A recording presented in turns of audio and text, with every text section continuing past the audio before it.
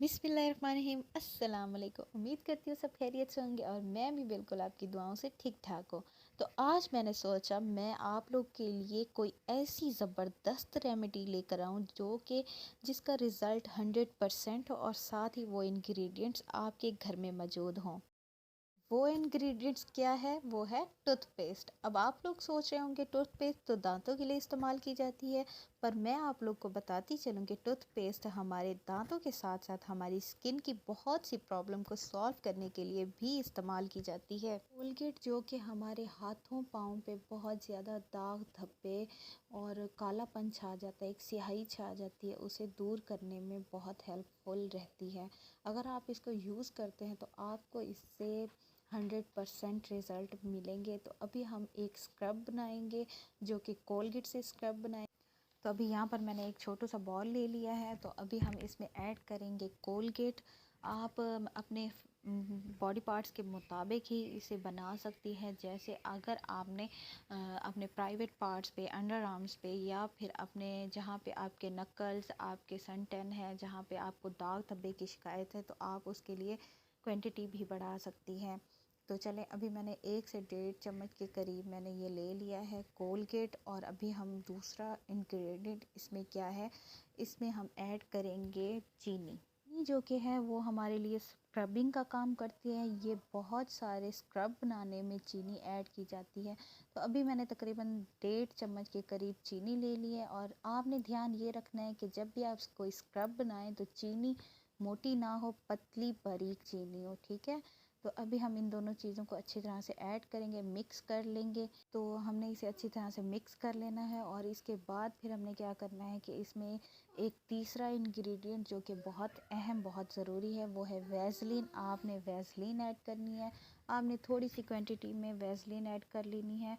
Vaseline जो कि हमारे हाथों पाँव को जहाँ पे भी हम इसे यूज़ करेंगे तो वो इसे मॉइस्चराइज, नरम मुलायम बना देगी। तो आपने मेक श्योर करना है कि आपने इसमें कोई लोशन या फिर आपने वैसलीन या ग्लिसरीन ज़रूर इसमें ऐड करनी है, ताकि आपको एक रूखापन ना और साथ में ही आपको नरम मुलायम आपकी स्किन मिले। तो चले, आपने इसको अच्छी तरह से मिक्स कर लेना है। इतना मिक्स कर लेना है कि तीनों चीज़ें बिल्कुल एक क्रीम पेस्ट में आ जाए। तो चलें, इस टाइम पे हमारा स्क्रब रेडी हो चुका है यूज़ करने के लिए। अभी मैं इसको अपने हाथ पे भी अप्लाई करके आपको दिखाती हूँ। आपने करना ये है कि थोड़ी ज़्यादा ही क्वांटिटी में ले लेना है इसको। और जहाँ पे आपके सनटन है, जहाँ पे आपके दाग धब्बे हैं, जहाँ पे आपको काला स्याह रंग है, वहाँ पे आप इसे अप्लाई करें। आपने स्क्रबिंग करना है इसे नरम मुलायम हाथ से, ज़्यादा आपने रब नहीं करना है इसको। बिल्कुल नरम हाथों से इसे स्क्रब करें तकरीबन 10 मिनट के लिए। और आपने अच्छी तरह से इसे स्क्रब करना है। उसके बाद आपने इसे 10 मिनट के लिए फिर छोड़ देना है। तो मैं इसे अच्छी तरह से अपने हाथों पे स्क्रब कर लूँगी बहुत अच्छी तरह से। उसके बाद मैं इसे 10 मिनट के लिए छोड़ दूँगी। तो अभी तकरीबन यहाँ पे 10 मिनट हो चुके हैं। तो चले, मैं इसे वॉश करके आपको दिखाती हूँ। देखिए, अभी मैंने इसे वॉश कर लिया और माशाल्लाह से इसका रिज़ल्ट इतना कोई अमेजिंग, इतना कोई ज़बरदस्त है, आप सोच भी नहीं सकते। बस आप इसे एक बार ज़रूर ट्राई करें, इंशाल्लाह आपको इसके अमेजिंग बेहतरीन रिज़ल्ट मिलेंगे। तो आपने करना ये है कि आपने इसको हफ़्ते में 3 बार 4 बार ज़रूर अप्लाई करना है। और जब आप इसे अप्लाई कर लें, वॉश कर लें इसको, तो फिर आपने करना ये है कि आपने कोई भी अच्छा सा मॉइस्चराइज़र अपने हाथों पे, अपने पाँव पे, जहाँ पे भी आपने इसे यूज़ किया है, आपने वहाँ पे इसे अप्लाई कर लेना है, ताकि आपकी स्किन रूखी ना रहे, आपकी स्किन मॉइस्चराइज हो जाए। तो यहाँ पर मैंने नाविया क्रीम एज ए मॉइस्चराइज़र के तौर पे यूज़ किया। आप चाहें तो कोई भी क्रीम यूज़ कर सकते हैं, कोई भी अच्छा सा मॉइस्चराइज़र यूज़ कर सकते हैं।